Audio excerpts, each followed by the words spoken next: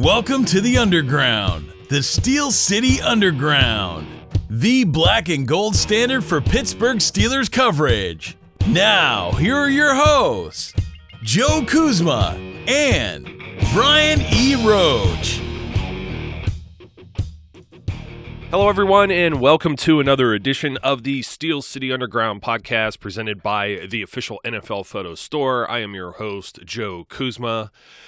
Seconded, as always, by my co-host, Brian E. Roach. You hear the deep sigh because, man, this has been an adventure to try and get this show out. Our apologies for it being later, but myself and Brian each had a guess that we were going to have 2 shows, and we ended up with 0. And then I ended up sick.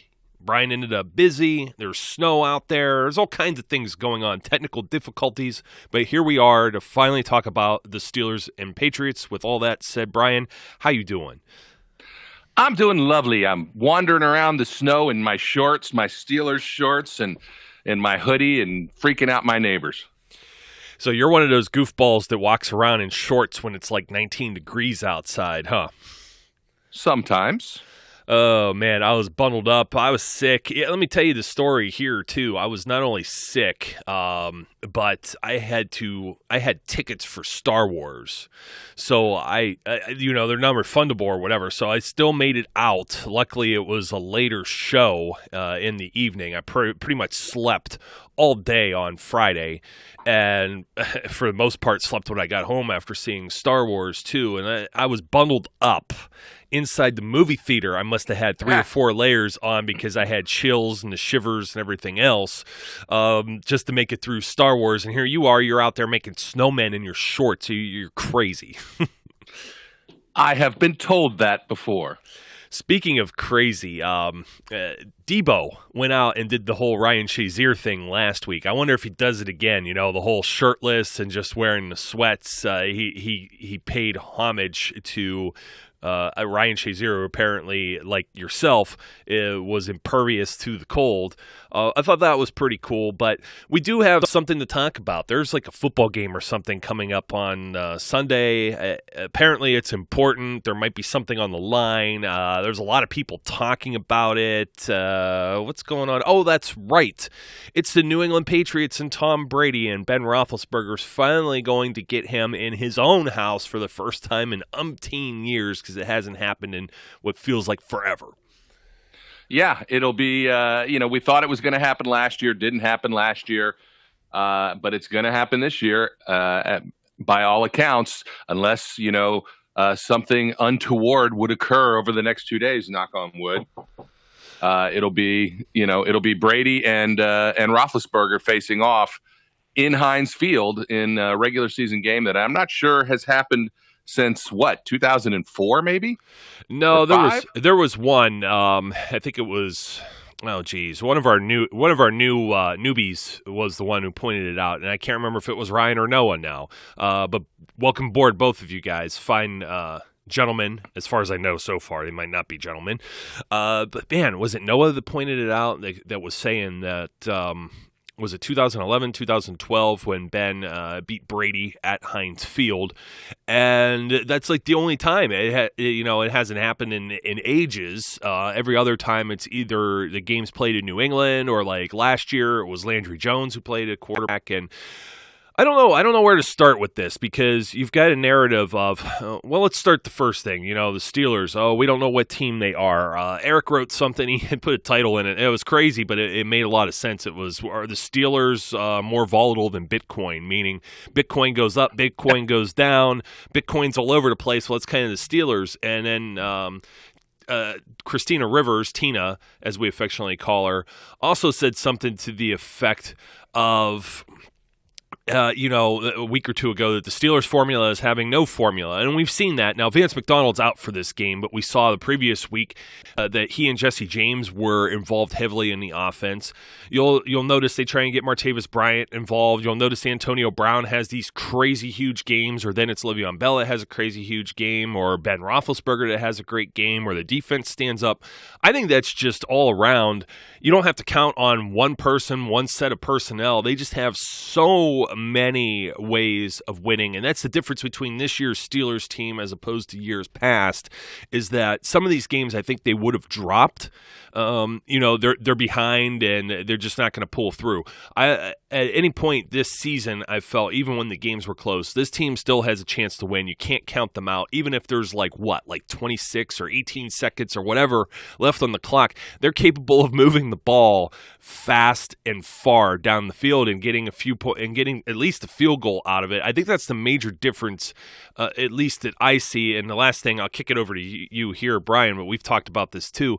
This Steelers team last year, which has been upgraded, I don't want to say significantly, but when you add Ben in place of Landry Jones, I would say that's significant. This is a team, I believe, no Cam Hayward, no Bud Dupree in at least the regular season game. Now, I know they got kind of torched up in New England, but we're talking about games at Heinz Field. We're talking about regular season. This is a team that had an opportunity and could have beaten the Patriots at home with Landry Jones last year. That's why I'm feeling maybe this year's Patriots aren't as strong and that the Steelers team is a little bit better, but it's still going to be one heck of a contest. Yeah, I would agree with that. And it's not just Cam and Bud who weren't there. There was no Martavis. There was no Juju. And Juju's questionable right now for the game. But, for the most part in recent history, questionable guys tend to play. So, it's a good sign that they're not out altogether. Vance McDonald, as you said, is out, and that's unfortunate because I think he brings a more athletic element to the tight end position. But Jesse James was making people miss last week. Jesse James with some juke moves, trying to act all Madden-y and stuff, which was pretty cool. And we'll see how it goes. Juju and Vance, maybe that's a wash if Juju's back. It'll be a different kind of team. And look, if you take the mystique of the Patriots and the mystique of Tom Brady out of this equation, the Steelers are a better team. From top to bottom, this is a better roster than the Patriots roster. Brady has proved human this season at times. While I agree it's important to pressure Brady. It's important to get some hats on him and make him be a little itchy in the pocket. You can't let him get comfortable. That's not the only key to beating him. The guys still have to cover. But it's going to be an exciting game. I think that, as you mentioned, Tina did a good job in her scouting report for the Patriots of indicating what the Steelers are going to have to do and how they're going to have to lock up with the Patriots. I think the big key, as is often the case, is going to be keeping Gronk under control, and that is going to be tough because the absence of Ryan Shazier is, while it's another week in the lab, so to speak, for Butler and Tomlin to try and figure out how they're going to do it. You don't just replace Ryan Shazier. No, you don't. And that's the reason why a lot of people think this could be a shootout. Even though the Steelers are 4th in pass defense, 9th in rush defense, the run game is what really I put that as my key to the game. And whenever we've seen we were talking about this, I think, just the other day on the show here, with the zone blocking, the outside run schemes, things of that nature. We saw how slow Sean Spence, there was a quote, I think he tweeted out or somebody tweeted out a quote that he said he watched the film, he thought he did horrible, and then when he saw the film, he said, I didn't do as bad as I thought I did. And I'm like, but you see that and you think, Pittsburgh's got a solid defense, but then you look at the Patriots, they're 1st in pass, they're 15th in run, their running backs, you can't replace. Here's the other thing too, they don't have LeGarrette Blount. He's a power runner. They've moved away from the power running. Mike Gillislee has not filled that role as they thought that he would. They got these little guys that come out of the backfield, kind of like that Danny Woodhead mold still, like James White and Dion Lewis, and they're capable of running, but they're guys who catch the ball out of the backfield. And I imagine that's how they're going to attack the Steelers. They're gonna try and move that. They did the same thing last year with Lawrence Timmons. It was a chess match. It's like whenever he came off the field, whenever he was on the field, when he came off, they would run the ball. When he wasn't, when he was on the field, they would try and throw and move that inside linebacker position all over the place. I think the one thing that's going to be a little different here, though, the Steelers offense, especially when you go back to the AFC Championship game, and they didn't have Le'Veon Bell. Le'Veon Bell is huge. He is the word I'm looking for here, but he's definitely the piece that might matter the most on the Steelers offense, provided everyone else plays as we've seen them play, including Big Ben. The Patriots are 29th in pass defense. They're 24th against the run. They were horrible through the first 3 or 4 games of the season. They seem to have figured it out just a little bit, but as we've seen, Marcus Cannon, he's out. Who else did we say? Alan Branch. Alan Branch, also out. They're moving guys off the practice squad to play too, so they don't have Dante Hightower at inside linebacker either. He was out earlier in the season, placed on injured reserve. So they're dealing with a lot of the same problems that the Steelers are, and just in different ways. Every team has to handle injuries in different ways. Now the Steelers get Tyler Matakevich back this week, who is the rightful backup for Ryan Shazier. I don't know how big of a difference that makes, because Tyler, with all due respect to him, is not the athlete that Ryan Shazier is, but he's like a scrappy, instinctual football player that, you know what, he's usually a very solid tackler. He seems to have good gap discipline. I get it. He was a 7th-round guy. He isn't really much thought of. He just looks like maybe like a slow white guy out there. I could say that, because I'm a white guy. But that's what people think when they see Tyler Matakevich. But he may surprise. Now the other thing is too, I don't know that we see Arthur Moats or Sean Spence in that inside linebacker role this week, because just how disastrous and slow that they looked against the Ravens. You have LJ Fort, who came in and made a big play. Okay, it was one big play, but you know what? It's that splash. It's that stuff that Mike Tomlin likes to see, the versatility, et cetera, et cetera. I think you might see a dose of either Matakevich or Fort at different times. And I'm willing to think here that there aren't a whole lot of situations where there's going to be 2 inside linebackers on the field to begin with, just to get away from that weakness. We even saw more of Javon Hargrave on the field than we have in like maybe 8 weeks or something, as they use more of him in the nose tackle role against the Ravens, as opposed to, you know what I mean? They even went with 6 defensive backs at one point and 5 guys up on the line, with the 3 D linemen and the 2 outside linebackers. I think we see more of that in order to get after the Patriots and defend against, anybody they got. Chris Hogan, Rob Gronkowski. The other guys don't scare me so much. I know that sounds whatever, but Brandon Cooks, I'm sorry, just not that great. And I don't think we see anything out of Kenny Britt, to be honest. Yeah, and it's interesting. You talked about their injuries. They got 10 guys that are questionable for this game, including Chris Hogan, including Kyle Van Noy, including a couple of their other guys, Stephon Gilmore, David Harris is another one of their linebackers. So they've got their share of injuries, and the linebacking group, and missing some of the guys that they're missing or maybe missing in that linebacking group will be key for maybe using Le'Veon Bell, and Alan Branch not being there is huge. On top of all that. But I think you're right. It's going to be an interesting of kind of a chess match. What pieces are going to be put in place that have an impact? Matakevich he's a smart player. That's the thing. He's rarely completely out of position. He sometimes can look bad because his athleticism is on the low end as opposed to the high end. So he doesn't have a lot of great recovery. He doesn't have a lot of, splash in him, but he's smart. And ideally, he should be able to put himself in the right positions to help contain certain things. But one of the things we did see when they had to put him in against the Bengals is they ended up playing a lot more zone coverage when they put him in, because they had to protect him in pass coverage, because that is not his strength. But we'll see. We'll see what happens and how they adjust to it. I won't be surprised if Sean Spence still gets some playing time. I agree. I think LJ Fort will. I think Moats will slide back to the outside if he gets into the game at all. But it just depends on how effective those middle positions are. And I think the last thing you said, I think, was right. We will see more of that, 6'2", 3 front or 4 front or 5 front, whatever it was, whatever adds up to 11. I guess it's 6'2", 3. Yeah. I was doing the same math in my head just a second ago.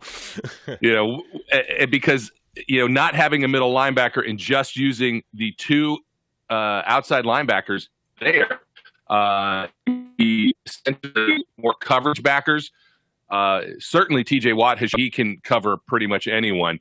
I know there's been lots of hue and cry to put TJ on Gronk this week. I don't know for sure about that, but I wouldn't put it past him to be able to stay with him, considering he was covering who's its name? Jordy Nelson, from the Packers. But I think, if the defense can get even a couple stops, I think that the Steelers will have a good chance in this game.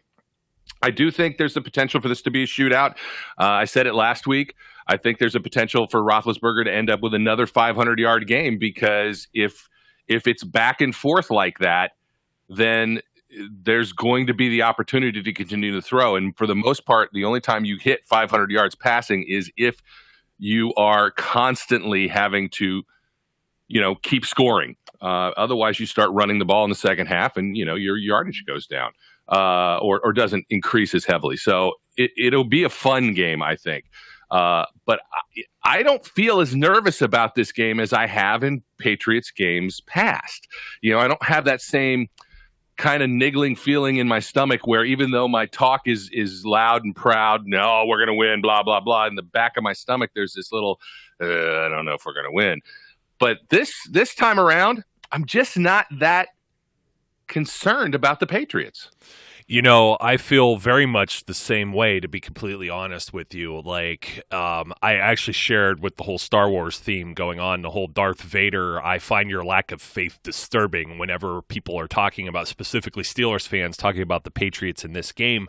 So that really, it was, that's the way I feel. It's like, you do not believe in this team this year. And before I jump into all of that, I wanted to remind everyone that the official NFL Photo Store is a sponsor of the Steel City Underground podcast. So we'd like to thank you for listening. We'd like to thank them for being our sponsor over the last several weeks. If you head over to steelcityunderground.com/photos, you can click on the link there. It takes you over to the official Steelers photo store. And, of course, they have for all 32 teams and beyond, anything and everything you could imagine when it comes to photos of top plays and your favorite players. And the largest selection of premium quality photo canvas and metal prints with new photos added every week. And I think you probably still have just enough time to get that in before Christmas, just about a week away. So get 25% off if you use the code SteelCity. Once again, that's the official NFL Photo Store. Visit steelcityunderground.com/photos. And now I want to get to maybe one of my last 2 points here, Brian, is I think the Steelers are playing a little bit of Belichick games. You had mentioned something about the injury report and all these guys are always questionable. Is that not the case all the time with Billy Belichick? I wanted to call him Belichick because I'll tell you, the Patriots are probably my least liked team in the National Football League anymore. I mean, I guess you could say the Bengals maybe too. I don't like the Bengals. I don't like the Ravens. Oh, that's right. The last 3 weeks have been nothing but despising the opponent. I won't despise the Texans, and the Browns just don't exist as we go through the rest of the season. But this is do or die. We know that. This is for home field advantage throughout the playoffs. The Steelers win this. The next 2 games really don't matter in the whole grand scheme of things because the worst they could finish is 12-4, which is the best that anybody else could finish, and they would hold the tiebreaker over the Patriots. So, but the Patriots, of course, even if they win, of course, they get the home field advantage. But if they lose, there's a possibility that they don't even get a bye. They may not even be the 2 seed. So go right ahead. I kind of lost my train of thought there. Yeah, it's if the Patriots lose this game, that'll drop them to 10-4 with 2 games left. And if Jacksonville wins this weekend, Jacksonville will be 10-4. And I don't see Jacksonville losing another game this year and winning out the rest of the year. And I'm pretty sure, based on conference schedule, if Jacksonville and the Patriots are tied, the Patriots are 3. And that means they don't get a bye week. That means they play one of the wild card games. And I have said in the back rooms, and I said this to Zach Meckler the other day as well, if the Steelers win this game, I don't think there's a round 2. I don't think there's a round two. There's a round two potentially if the Steelers lose, but I don't think there's a round two if they win this game, because I don't think the Patriots are going to get out of the second week of or the first week of the playoffs. Yeah, and I would love to see that because they seem to cakewalk into the whole thing all the time. Getting back to my point about Belichick and the questionable designation, and you see all the defensive backs. You got Gilmore, you've got Malcolm Butler. All these guys are like questionable, and it's like, well, guess what the Steelers did this week? Juju's questionable. Joe Hayden is questionable. Now, Joe Hayden's a big one that we haven't mentioned. Terry had the kind of assumption that he could return for Sunday, and I'd written a little bit about this with her. We co-authored an article on Joe Hayden's situation and coming back, and it's pretty much, I know there may be a risk of bringing him back. Maybe it's a week early, okay? I think it's a risk you have to take because this is truly all in. You can't have Cody Sensabaugh roaming around back there and getting lit up by somebody like a Chris Hogan or a Brandon Cooks and just roaming free. I think one thing, though, that we have to expect this as even as fans, the Patriots are going to score in this game, okay? There's no doubt about it. How much they score, I can't tell you, but it's inevitable. You're not going to completely stop Tom Brady. No matter what they say about his Achilles, his age, maybe he's falling apart, they still scored against the Dolphins. The Dolphins just one-upped them, okay? Rob Gronkowski, he's still beast. He's the best at his position, quite possibly. And we all know what Brady's like and what Brady's done in the past. So you're not going to completely stop the New England Patriots. I think you can limit the New England Patriots, and based on how not strong, I don't know, unstrong, is that a word? De-strong.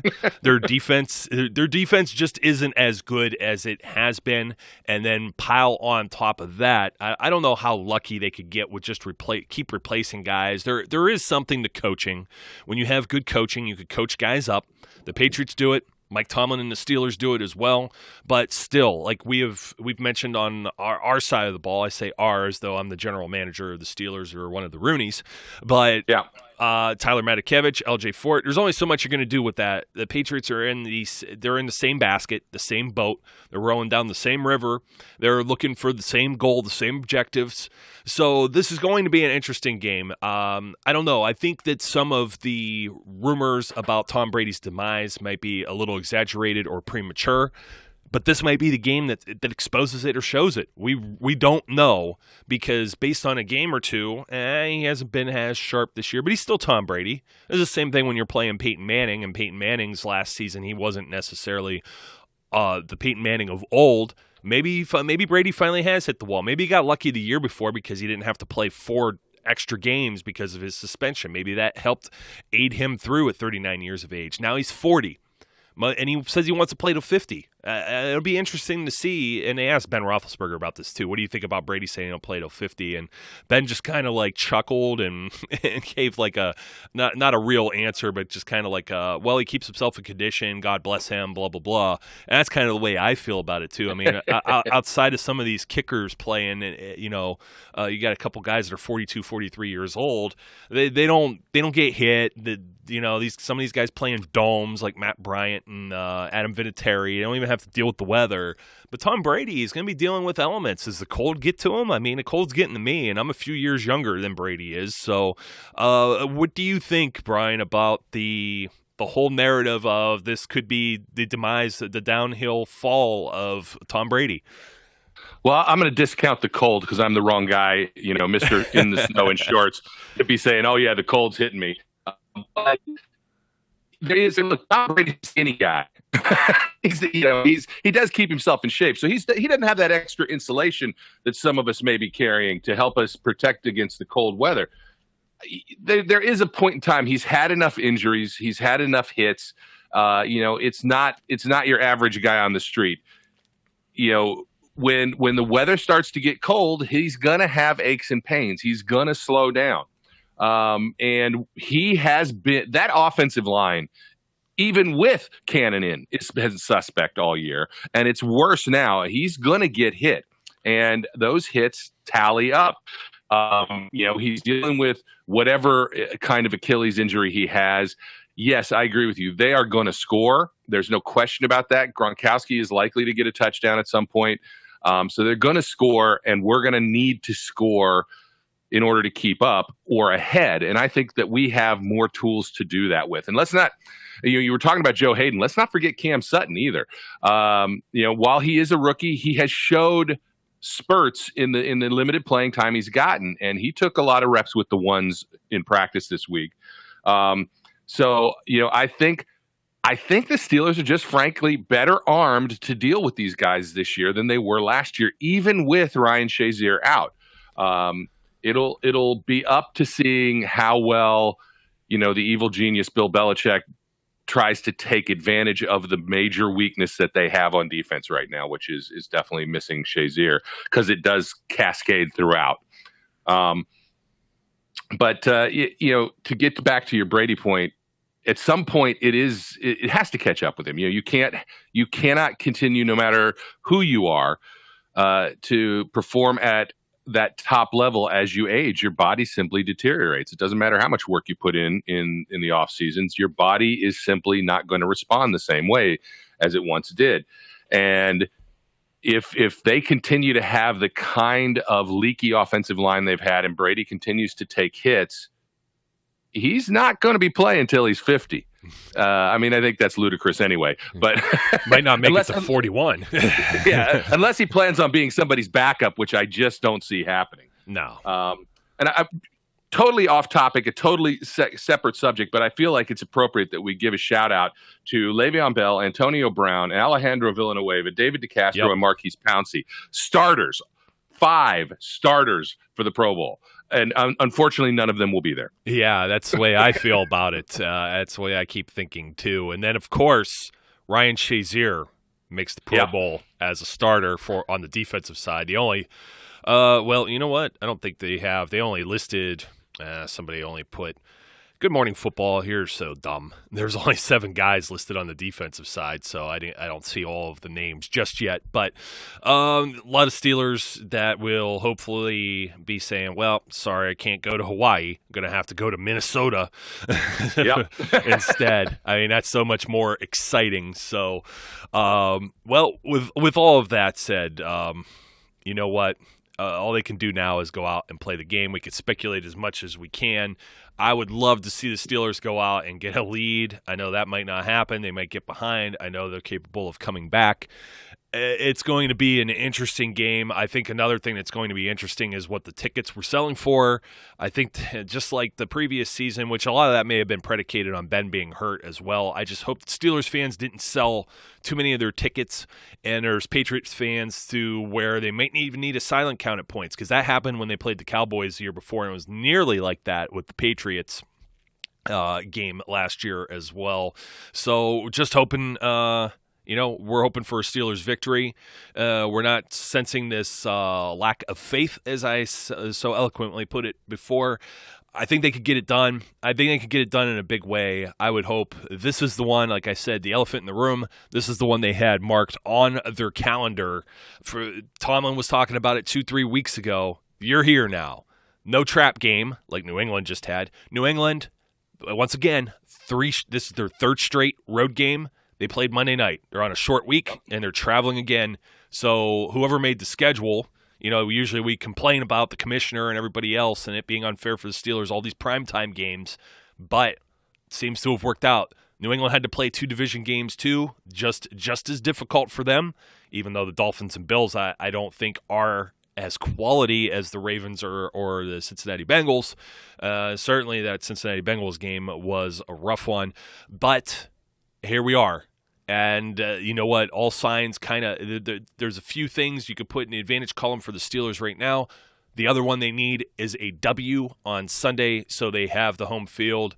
And like I said, hey, if the Patriots lose, maybe they don't even see them in the playoffs, and that would be the best Christmas gift going forward. Absolutely. I'm counting. I don't want to say I'm counting on it because that's not realistic. I wouldn't even care if we saw them again, because I think we're just better prepared to beat this team, especially if they're coming into Heinz Field. Could you imagine beating them twice at home in the same year? That would be insane. That would be the icing on the cake. And there's I hate to keep us extended, but somebody was saying this. It might have been Adam Crowley. It might have been one of the other beat writers. They said that there's a narrative. They think that Steelers Nation might care more about beating the Patriots than they do about getting to the Super Bowl. Now, from my standpoint, that's hooey. I don't care if we don't play the Patriots to get to the Super Bowl. Beating them to get there will be even more tasty, but I don't care if we miss them. I want the ring.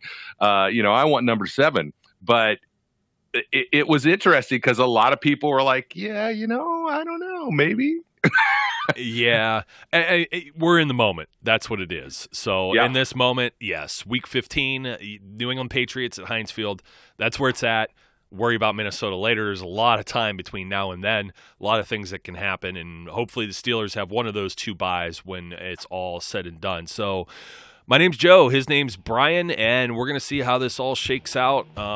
Thank you for putting up with our tardiness and our technical difficulties. Until next time, be safe, be good, and we'll catch you later. We would like to thank you for listening and remind our listeners to follow us on social media and our website, www.steelcityunderground.com.